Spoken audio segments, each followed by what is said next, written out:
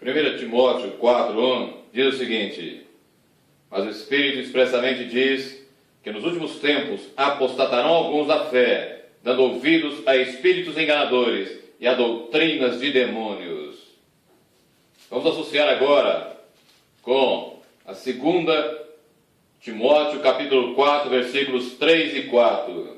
Porque virá tempo em que não sofrerão a sã doutrina, mas tendo comichão nos ouvidos, amontoarão para si doutores, conforme as suas próprias concupiscências, e desviarão os ouvidos da verdade, voltando às fábulas. Nós encontramos aqui, esses dois textos das Sagradas Escrituras, uma profecia a respeito deste tempo do fim. Em Timóteo 4:1, nós vemos que se refere à liderança cristã. E na 2 Timóteo 4, 3 e 4, nós vemos que ele está se referindo aos cristãos em geral, a toda a cristandade. E nós hoje encontramos literalmente o cumprimento de todas elas. Veja bem, basta você parar e pensar e refletir um pouco. Veja quantos pastores e quantos pregadores da palavra de Deus, que antes eram poderosamente usados por Deus, ungidos por Deus, e eram de fato profetas do Altíssimo, que hoje se desviaram totalmente e estão com doutrinas novas, estão com espíritos enganadores, estão com doutrinas de demônios realmente, provando que eles mesmos se afastaram da fé, que estão no caminho da apostasia. E o mais triste ainda é que eles, como tinham um tremendo zelo por Deus, que eram poderosamente usados por Deus para pregar a verdade de Deus, a santidade de Deus, ainda tem milhares e milhares de pessoas que o seguem, que estão indo com ele pelo caminho espaçoso que só tem um destino eterno, ou seja, o inferno. Pense um pouquinho, você que está aqui e você que me ouve, pense um pouco. Volte alguns anos atrás, nas carreiras de vários homens de Deus, se isso que eu digo é verdade ou não, se isso tem ou não ocorrido dentro da igreja que se diz cristã. Hoje, infelizmente, nós não podemos mais considerar como cristão inúmeros e inúmeros ministérios, inúmeros e inúmeros pregadores que até então eram, como eu já disse, poderosos homens de Deus, eram e tinham o respaldo da palavra, tinham o respaldo do Senhor da palavra, do Deus Todo-Poderoso. Mas hoje nós não podemos mais considerar isso. Repetindo, 1 Timóteo 4:1, é o Espírito Santo que diz expressamente que haveria esta apostasia, que eles ouviriam não ao Espírito Santo, mas a espíritos enganadores. E a palavra de Deus diz que os homens maus caminharão sendo enganados e enganando. Esse é o caminho de inúmeros e inúmeros e inúmeros pregadores, de inúmeros e inúmeros ministros da palavra.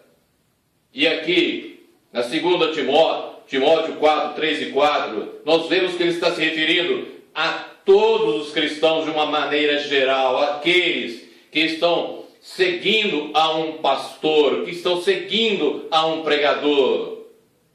E infelizmente eles não podem ter mais este pastor ou este pregador como exemplo de vida. Veja o que nos diz a palavra. Porque virá tempo em que não sofrerão a sã doutrina. Quem não sofrerão? Estes cristãos, estes todos que seguem a estes outros que estão apostatando da fé.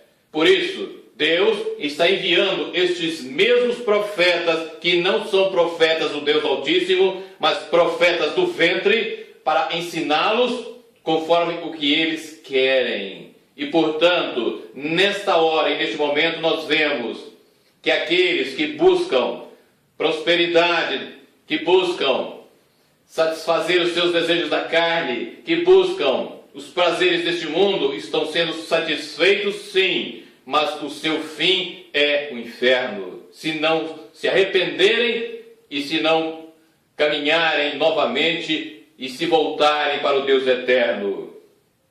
E continua, mas estes que se dizem cristãos, mas na realidade então não estão agindo como deveria e portanto não podem ser considerados novas criaturas e portanto não são de fato cristãos verdadeiros e autênticos, tendo comichão nos ouvidos, ou seja, vontade enorme de escutar coisas novas que os atraiam, e não a palavra de Deus, e não o santo evangelho de Cristo. E eles vão fazer o quê? Amontoar para si, trazer para si e seguir tão somente aqueles que fazem o quê? Que ensinam aquilo que eles querem, ou seja, conforme as suas próprias concupiscências, conforme os seus próprios deleites, conforme as suas próprias cobiças e desejos carnais. E assim, então, eles desviarão os ouvidos da verdade, voltando às fábulas. Veja bem o termo usado pelo Espírito Santo através de Paulo. Desviar os ouvidos da verdade e voltar à fábula. O que é uma fábula? Mentira. Algo que não tem consistência alguma, que não tem nada da realidade, da vida verdadeira. Meus irmãos, a coisa é tão séria, que existem inúmeros e inúmeras pessoas que estão entrando por esse caminho, que a palavra de Deus chama de um outro evangelho. É o evangelho diluído, é o evangelho que não prega o escândalo da cruz, que não prega o arrependimento e mudança de vida como base para que Deus possa agir através do Espírito Santo e fazer com que as pessoas sejam uma nova criatura. E como eu disse no início, milhões e milhões de pessoas estão indo e caminhando, seguindo esses falsos apóstolos, esses falsos obreiros, esses que, como diz Paulo, na segunda carta dele aos Coríntios, no capítulo 11, obreiros do ventre, como ele diz assim, 2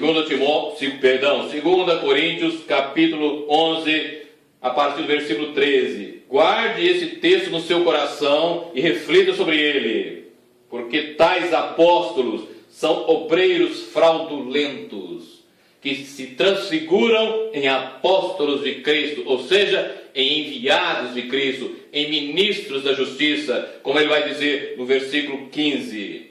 Mas no anterior, no versículo 14, ele diz que tudo isso que ocorre não é maravilha, não é nada de maravilhoso. Por quê? Porque o próprio Satanás se transfigura em anjo de luz.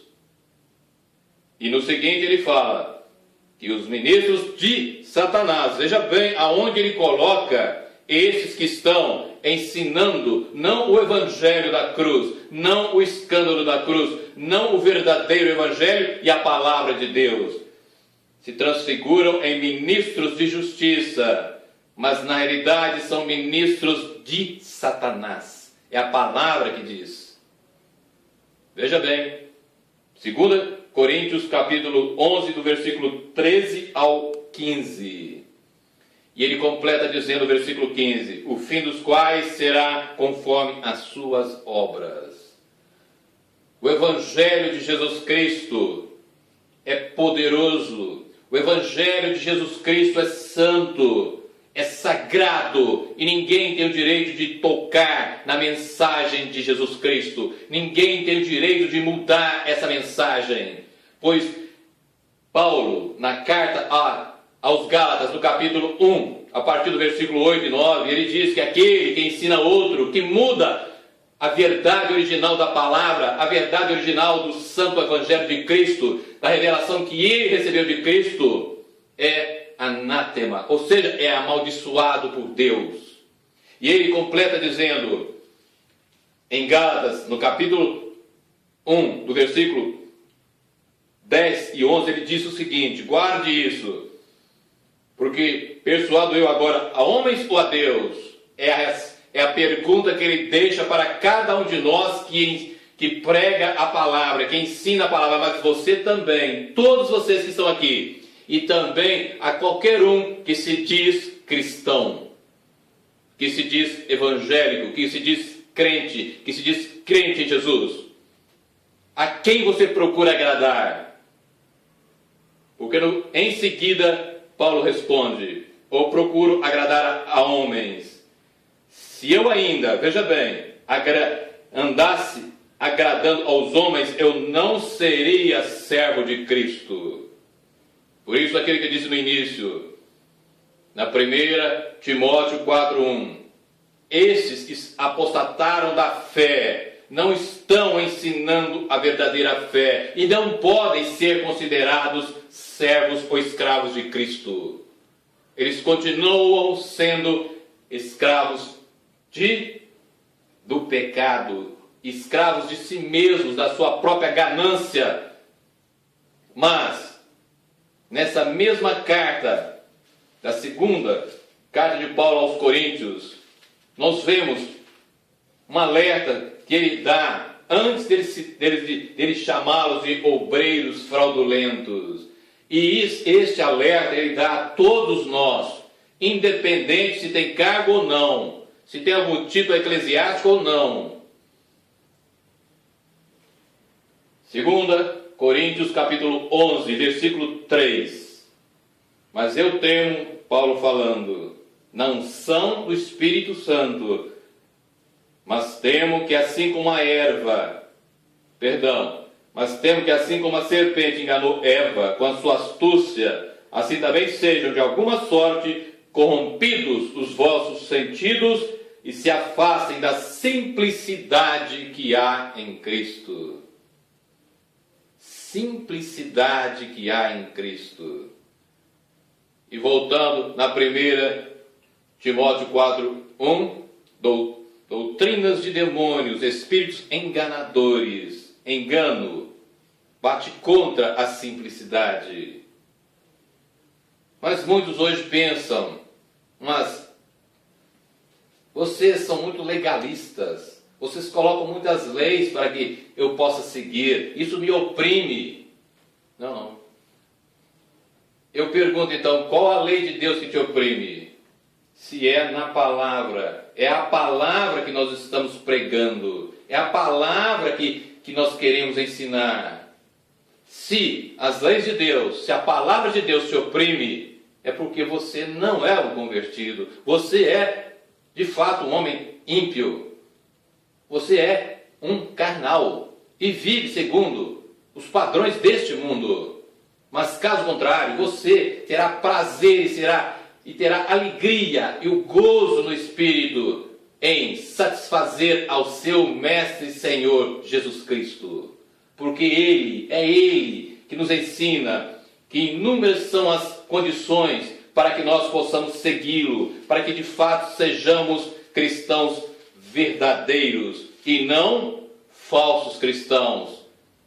A começar do que ele nos fala em Mateus capítulo 7, versículo 13, quando ele nos ensina que há dois caminhos e duas portas, mas ele fala que nós devemos procurar a porta estreita e o caminho apertado, e não a porta larga e o caminho espaçoso. Portanto, a primeira coisa, o caminho apertado já fala de algo que nós temos que deixar para trás, totalmente, renúncia de nós mesmos, busca incessante da vontade de Deus, busca incessante de amar a Deus sobre tudo e sobre todas as coisas, e também ao próximo como a nós mesmos, como Jesus ensinou. Mas aqui, em Lucas, no capítulo 9, no versículo 23, ele começa dizendo de características que são necessárias para poder segui-lo, para poder tê-lo de fato e ser um servo dele e servi-lo. E como eu já disse antes, em outras pregações, a melhor coisa que pode acontecer a você ou a mim é ter Jesus como Senhor, é segui-lo. É a melhor coisa e é a atitude mais inteligente que alguém pode tomar. Seguir a Jesus Cristo, renunciando a todas as coisas conforme Ele quer na sua palavra. Lucas 9:23, ele diz o seguinte, é Jesus falando, se alguém quer vir após mim, primeiro, condição, você tem a sua vontade, você pode ou não seguir. Se alguém quer vir após mim, negue-se a si mesmo, em primeiro lugar, tome a sua cruz e depois siga-me. E ele continua dizendo, porque qualquer que quiser salvar a sua vida neste mundo, perdê-la, mas qualquer que por amor de mim perder a sua vida, a salvará.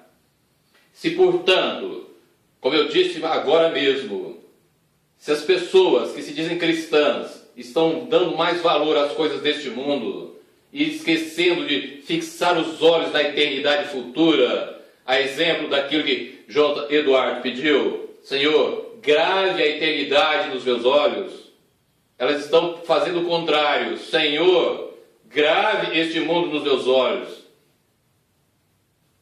Estão totalmente contra o ensino do Senhor, totalmente contra o Evangelho de Cristo.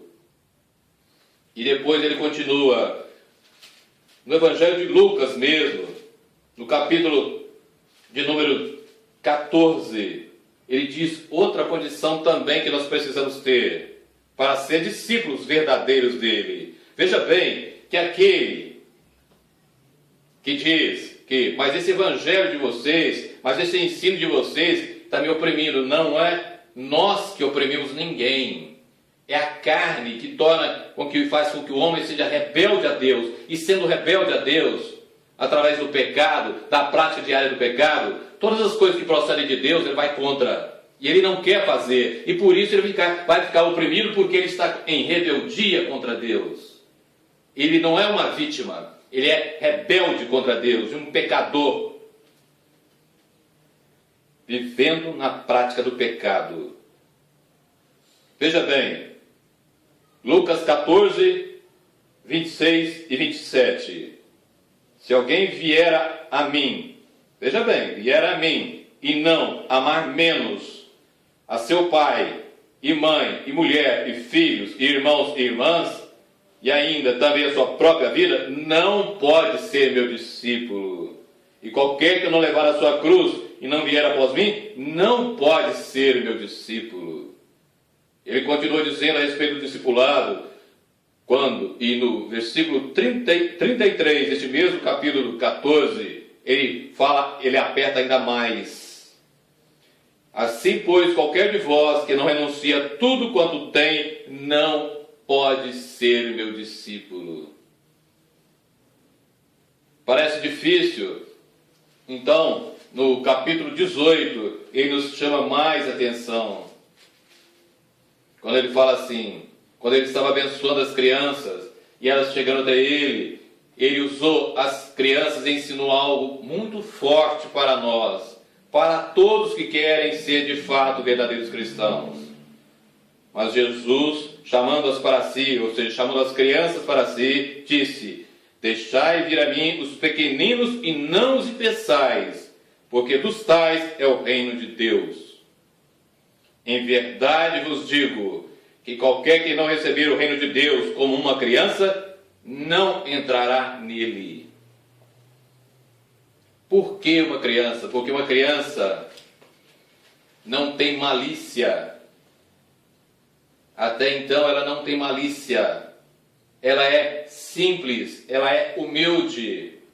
Ela, de fato, vive aquilo que diz. Ela está em conformidade com aquilo que o Senhor quer. Porque na primeira carta de Paulo aos Coríntios, no capítulo 14, ele nos fala o seguinte, nos mostrando a respeito de sermos crianças. Veja bem, irmãos, não sejais meninos no entendimento, mas sede meninos na malícia.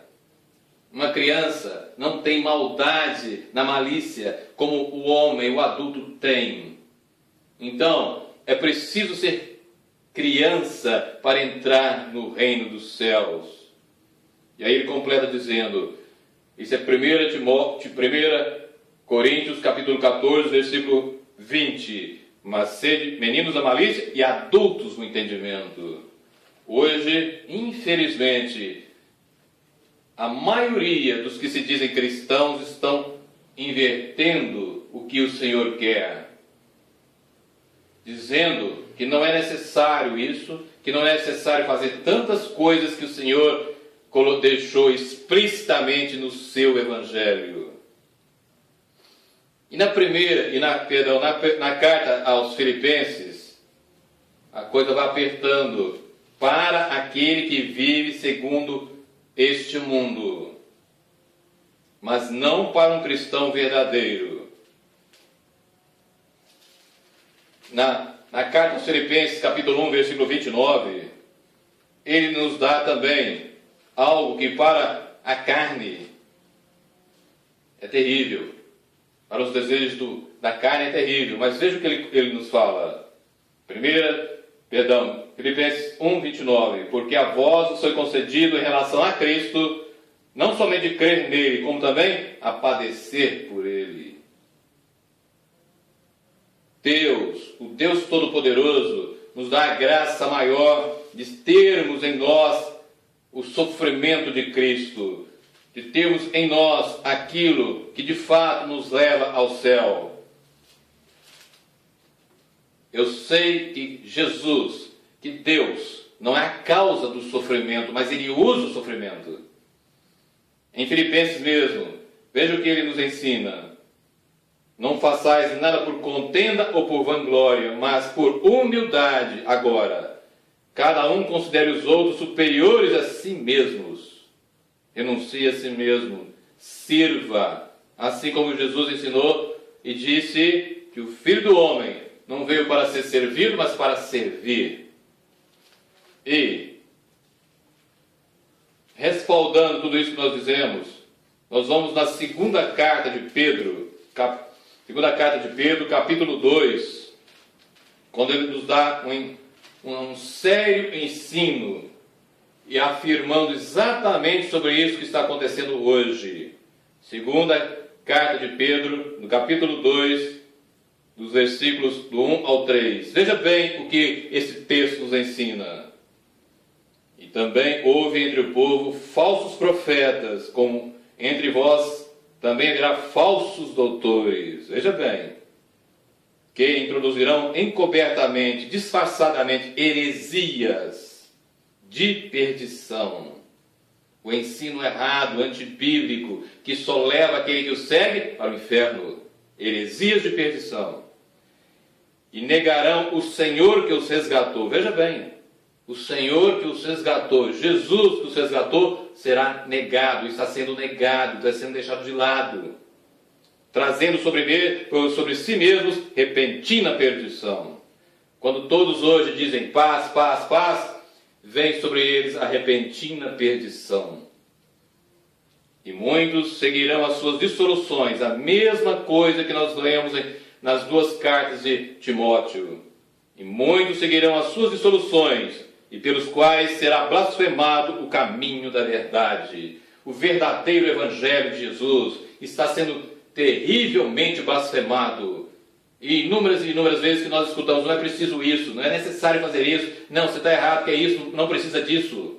Não é assim. Ou seja, ele parece ser uma pessoa muito santa, mas na realidade ele está carregado de carnalidade. É o que ele está dizendo sobre trazer, introduzir heresias encobertamente. E continua: o caminho da verdade, portanto, somente um que é a verdade, Deus. E na sua revelação em Jesus, Jesus diz em João 14,6: eu sou o caminho, a verdade e a vida, e ninguém vem ao Pai senão por mim.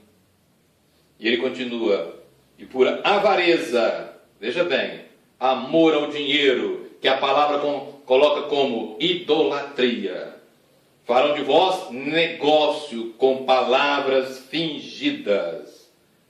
Com palavras fingidas. Isso aqui é o evangelho do falso amor. É o evangelho diluído, que não prega o escândalo da cruz, que não prega o verdadeiro evangelho e ensino de Jesus e do Novo Testamento. Com palavras fingidas, sobre os quais já de largo tempo não será tardia a sentença, e a sua perdição não dorme. Por isso, meus irmãos, nós precisamos, com todas as nossas forças, seguir tão somente a palavra de Deus, tão somente ao verdadeiro evangelho de Cristo, porque somente Ele, somente a palavra, somente aquilo que o Senhor deixou para nós pode de fato dizer quem nós somos. E é ela, e somente ela, que nos conduz e nos mostra e nos dá a direção certa para a casa do Pai. Como o próprio Senhor diz, que a sua palavra é como fogo, como um martelo, em Jeremias 23, 29. Mas em Hebreus 4, 12 ele diz que a sua palavra é como uma aguda espada de 2 gumes e penetra até a divisão da alma e do espírito, das juntas e da medula, e é apta para discernir os pensamentos e as intenções do coração.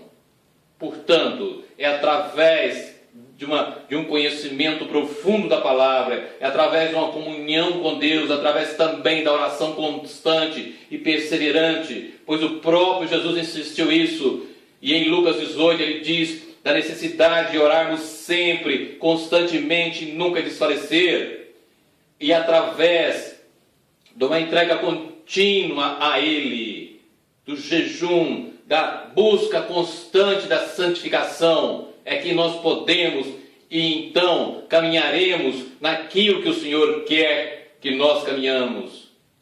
Pois como eu já disse, a porta estreita é o arrependimento, mas aquele caminho apertado é a santificação.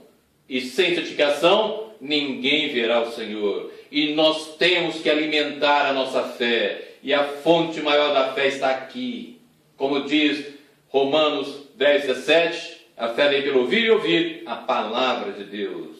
É através da palavra, é através da comunhão com o Senhor da palavra, é através de uma entrega incondicional, como já disse, a Ele, mediante a ação do Espírito Santo, é que nós, de fato, seremos levados e arrebatados pelo Senhor até a casa do Pai. Nunca se esqueça que é através da palavra, vivendo a palavra, pois aquilo que diz quem você é, guarde isso no seu coração, é a sua atitude diante da palavra de Deus. Se você conhece e vive, guarde isso. Se você não guardou nada, guarde isso no seu coração. É através da palavra de Deus, é através do ensino de Cristo, a palavra viva do Deus eterno, mediante o Espírito Santo. Amém?